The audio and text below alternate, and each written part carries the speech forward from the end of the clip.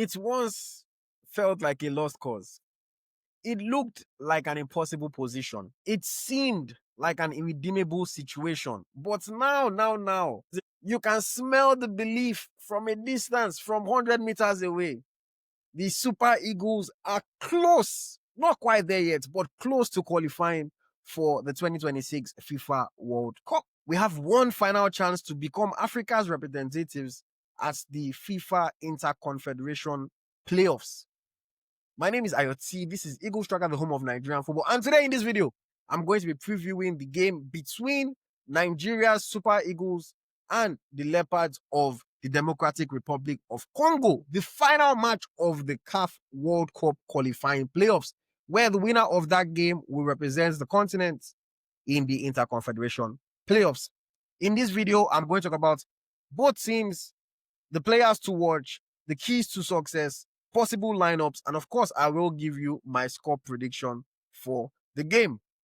But before we get into all of that, I have to start by talking about the journey, how the teams got here. In the group stage of the World Cup qualifiers, we know the story of the Super Eagles. From playing a draw in the first game against South Africa to losing the next game against Benin Republic, and all of a sudden, things looked very bleak. We struggled in our first 4 games. Then Eric Chelle came in, won against Rwanda, drew against Zimbabwe, beat Rwanda again, snatched a draw against South Africa, and then got back-to-back wins against Lesotho and Benin Republic. We can't forget that 4-0 last-minute victory against Benin Republic that eventually took us into the CAF World Cup qualifying playoffs. And then just a couple of days ago against Gabon, the Super Eagles defeated the Panthers in a tense but ultimately comfortable victory. They dug deep, they showed mentality, and they ended up thrashing Gabon 4-1.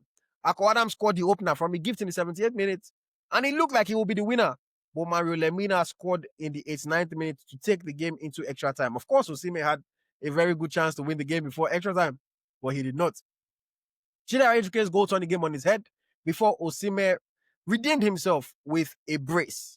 A 4-1 victory, ultimately flattering the Super Eagles. But to be honest, they could have also got that result in regulation time if only they played better and took their chances. As for DR Congo, they won 7 of their 10 World Cup qualifying fixtures in the group phase. They finished second in Group B, and they lost only 2 games against the Teranga Lions of Senegal. They scored 15 goals and they only conceded 6. Their form going into the playoffs, definitely better than the Super Eagles. Their performance better than the Super Eagles, who only managed to win 4 of their 10 games. Nigeria, I just luck we take enter this thing, honestly. But we are here, and there is a chance. This will be the first time that the Super Eagles will face DR Congo in a competitive match. The previous 6 meetings between the countries were friendly games.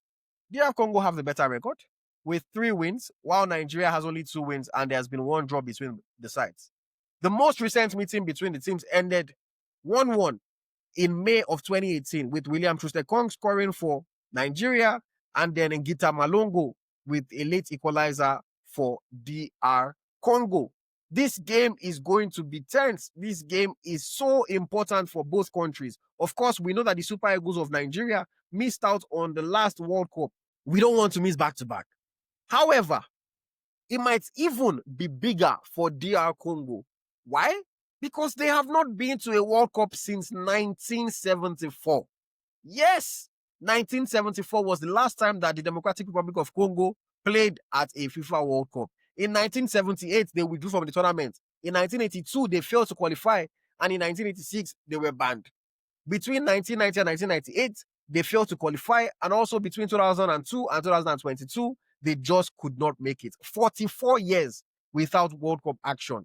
So you know that they are looking to rewrite their story. They are looking to make history. This new generation, they want to get there, and they want to get there by any means possible. One team stands in their way. Well, 2 teams in case they qualify. But right now, there's one team that stands in their way, the Super Eagles of Nigeria. With this golden generation of players, the Victor Osimhens, the Chukwuezes, the Alexi Wobis, the Ndidis, the Benjamin Frederick, new star coming on the rise. this team wants to mark their presence and wants to make their names heard on the global stage and qualify for a FIFA World Cup. It is going to be an exciting encounter. Now, when you look at both teams on paper, the Super Eagles are ranked 41st in the world, while the Democratic Republic of Congo are 60th in the world. So on paper, the Super Eagles are a better side. When you look at the names on the team sheet, they have some good players, but overall, you would say that the Super Eagles have the more recognizable names, the bigger names, the more star power. However, we know this, we've seen it. Star power does not win you football games. If it did, the Super Eagles would not be in the position that we are in right now. So we are going to have to give it our all. We're going to have to give it our all. Who are some of the players that I think we have to watch in this game? First of all, I think I'll start with the obvious. Everyone has eyes on Victor Osimhen, Nigeria's man up front. He is someone that scores goals. He might miss one or two chances, but he scores goals and he scores important goals. His energy, his determination drives the team forward. And he's one of the obvious on-field leaders of the Super Eagles of Nigeria. If the Super Eagles are supposed to get a result in the game, you would expect Osimhen to play a role one way or the other. I also have to talk about the new kid on the block, Benjamin Frederick.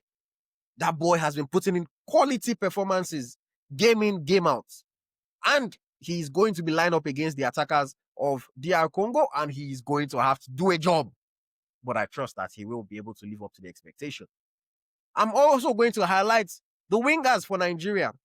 Moses Simon, Ademola Lookman, Samuel Chukwueze. They are players that in this game can exploit the DR Congo fullbacks and can create opportunities for the Super Eagles of Nigeria.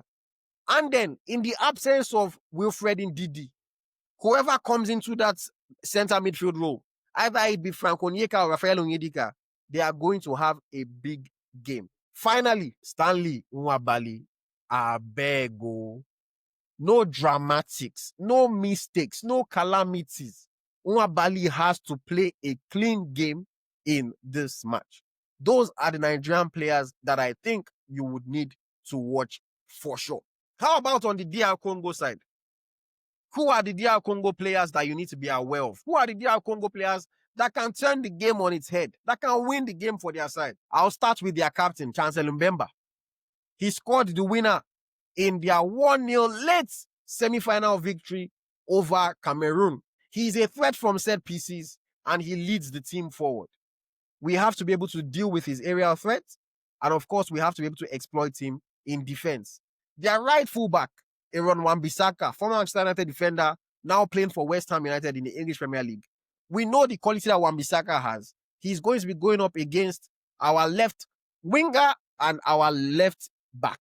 They are going to have to play hard. They are going to have to concentrate to make sure they can deal with his threat and also exploit him in defense. I'll go to their midfield engine, Noah Sadiki, a player for Sunderland.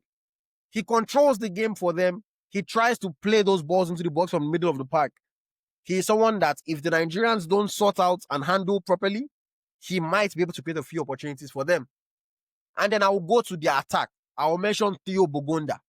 Theo Bongonda, if you are a football head like myself, you know the name Bongonda.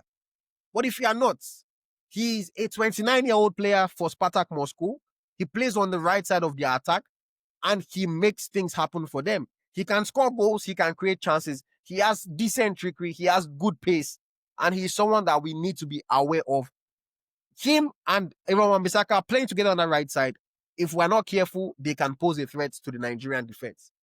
I'll go with Cedric Bakambu, their striker. If again, you're a football fan, you should know who Bakambu is. He plays for Real Betis, he's 34 years of age, but he's a leader from the front and he's a finisher. He can take chances should they fall in his direction. And then off the bench, they have a CAF Player of the Year nominee. They have Fiston Mayele. Fiston Mayele plays for Pyramids FC in Egypt. He plays on the continent. But this guy is a clinical player. He's 31 years old. He can finish and he can score a goal. The Super Eagles, Calvin Bassey, Benjamin Frederick, and the rest of the defense, they have to be able to handle the attackers from DR Congo very, very well in this match. But what are the keys to success? What are the things that I think the Super Eagles can do to get a positive result in this game. The first one, fairly obvious, but just make no mistakes. You cannot afford to give away a cheap goal. You cannot afford to get a silly red card. You cannot afford to lose your concentration. Make no mistakes. They will pounce. They will pounce. The second one, exploit the flanks and put crosses into the box. Wan-Bissaka is a good defensive player, but he also likes to go forward, and you can exploit when he's out of position. If you watch the game that they played against Cameroon, or you watch their previous matches against Togo, against Sudan, against Senegal in the World Qualifiers, you would see that teams tend to create chances from the flanks when they are playing DR Congo. DR Congo against Nigeria will likely want to soak up pressure, so we have to spread the ball wide and put in good crosses into the box. They also, just for some reason, are not the best at defending crosses into the box, whether from open play or from set pieces. So with someone like Victor Osimhen that we know is very good aerially, and also Akko Adams, I think we can exploit the flanks, we can put crosses into the box, and Osimhen will finish, or Adams will finish, or somebody even arriving late into the box, because crosses don't have to be in the air, they can also be cutbacks. I think this is something that is very key and that will be crucial for the Super Eagles. Thirdly, avoid counter attacks. I already mentioned they will more than likely soak up pressure and try to hit us on the break. Yes, you want to score goals. Yes, you want to push bodies forward. You want to be on the front foot, but avoid dangerous counter attacks. I can't say avoid counter attacks completely. It's football. Counter attacks will happen, but you have to make sure that somebody is in position to cover. If not, they can be dangerous on the counter attack. They have pacey players and they have decent players, like I already mentioned. And it's just something that we need to be very, very aware of. Finally, clinical finishing. No need to stress us the way you stressed us against Gabon. And I know I cannot insult Victor Osimhen, but Osimhen, you missed quality chances in that game against Gabon. Let's not have it again today. Let's not have it again in this match. We need to take our chances against DR Congo. We don't want any last-minute stroke of luck to go against us. We don't want any unfortunate penalty, unfortunate situation, deflection, goal, ricochet, and then somebody taps it in to go against us. We will create chances. I have no doubt about that. We have to be clinical. We can kill this game early and not give them an opportunity to even sniff anything from the match. Clinical finishing. Osimhen, Lookman, Simon, Akko, whoever it is, clinical finishing. We will create chances, and if we take our chances, I don't think that we should have any problem dealing with DR Congo. Now, what tactical setup can we expect from Nigeria and from DR Congo? I think DR Congo will probably line up with a 4-3-3 formation. Mpasi will be in goal. Chancellor Mbemba will partner Axel Tuanzebe in the center of the defense. Wan-Bissaka will be right fullback, and then Kayembe will be left full back. In the midfield, they would have Sadiki, and then they would have Pico and Mutusami playing alongside him. And then in the attack, they will have Mbuku on the left, they will have Bongonda on the right, and they would have either Cedric Bakambu or Fiston Mayele playing up front. Probably Cedric Bakambu. It is going to be a solid DR Congo lineup. They will play on the counter. They will soak pressure. They will try to exploit counter attacks. They will try to play some lofted balls into their striker, and they will try to exploit their set pieces. As for Nigeria, what is my predicted lineup? I think Stanley Nwabali would retain his spot in goal. I think Zedu Sanusi starts from the left. We have Baitosai Samuel on the right side of the defense. We have Calvin Bassey and Benjamin Frederick as the center halves. In midfield, Wilfred Ndidi will be suspended from the match because of a yellow card he picked up against Gabon. So I think Frank Onyeka would deputize for Wilfred Ndidi. Playing alongside him, I would expect it to be Alex Iwobi. From the flank, I would expect Ademola Lookman to maybe get a rest and Moses Simon starts the game, and then Samuel Chukwueze, despite not having the best game against Gabon, starts from the right side. Up front will be Victor Osimhen, of course, and more likely Akko Adams playing with him in a 4-2-4 or 4-4-2 formation that can easily switch to a 4-2-3-1 out of possession, or even a 4-3-3. The Super Eagles will look to dominate possession. The Super Eagles will look to dictate the tempo of the game. The Super Eagles will look to enforce themselves in the match. Exploit the middle with some passes by Alex Iwobi. Exploit the quality on the flanks with Simon Lukman, Chukwueze, and of course, exploit the aerial ability of Victor Osimhen. Look, I don't expect it to be easy, but I expect Super Eagles to show their quality and to make it count. I think that the Super Eagles have more than enough of what it takes to defeat DR Congo and to become Africa's representatives at the Interconfederation playoffs. My prediction for this game, if you look at DR Congo, they do not really concede that many goals. In fact, they have gone 3 games in a row without conceding. They conceded 3 against Senegal, and for the most part, in their entire world qualifying group stage, they only conceded 6 goals. So they are a compact side. They are a good defensive side. However, the Super Eagles are in hot form. 4 goals against Benin Republic, 4 goals against Gabon, albeit after extra time. So I think that the Super Eagles will come and will score goals in the final. Despite or barring a silly error, I don't think that DR Congo will score. So I am going to predict a 3-0 victory for the Super Eagles of Nigeria with Victor Osimhen on the score sheet.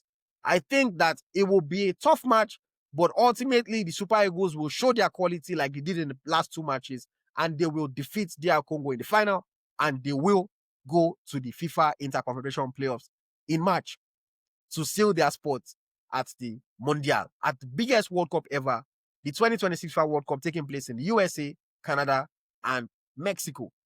Those are my thoughts on the game. Let me know if there's anything I missed. Let me know if you have any questions. Leave it in the comments and I'll respond to as many as possible. And of course, if you are new here, make sure you subscribe to the channel. Don't forget to hit the like button. Support the work that we do. We have a lot more content, and I will see you for the post-match show immediately following the game between the Nigerian Super Eagles and the Leopards of DR Congo. My name is Ayoti. This is EaglesTracker, the home of Nigerian football. Bye-bye, and see you in the next one.